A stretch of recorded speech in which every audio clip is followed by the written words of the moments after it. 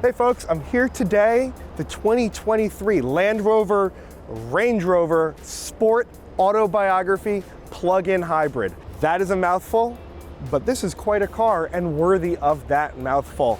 Under the hood, we've got a plug-in hybrid, 6-cylinder forced induction engine, putting out 434 horsepower, 619 pound-feet of torque. That is a ton of torque, but this is a ton of car. Some of the basic specs out of the way. Why don't we take it on a quick drive? So the Range Rover Sport is an interesting car because really, if you have a Range Rover Sport, you probably want the full fat Range Rover. It's like how most people who buy like a Porsche Cayman or Boxster probably want a 911, but there are some advantages to the Sport. You get a lot of the Range Rover luxuries, especially in this autobiography, top of the line car, without the size of it. There are a few things you're missing. You're not gonna get the split folding tailgate.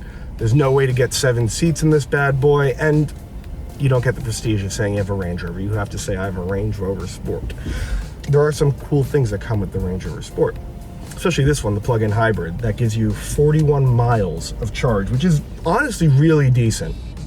Obviously, it's not going to be enough to do all your driving, but say you have a 15-mile commute every day, you could do that all on electric.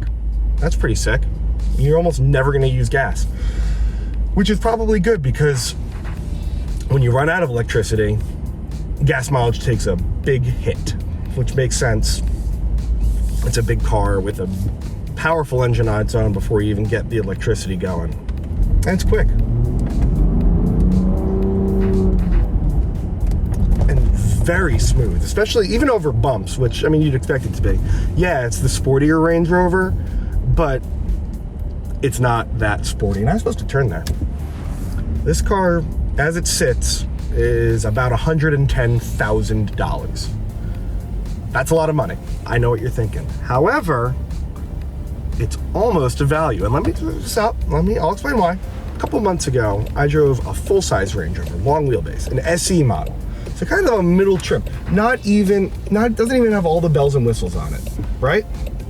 That car cost $150,000. So you can get a top-of-the-line Sport for 40 grand less than a pretty averagely spec'd full-size Range Rover. You get a lot of the same tech. It's the almost exact same screen and really interesting HVAC setup where you push and pull knobs and switches to switch like fan speed and temperature and seat heating and cooling.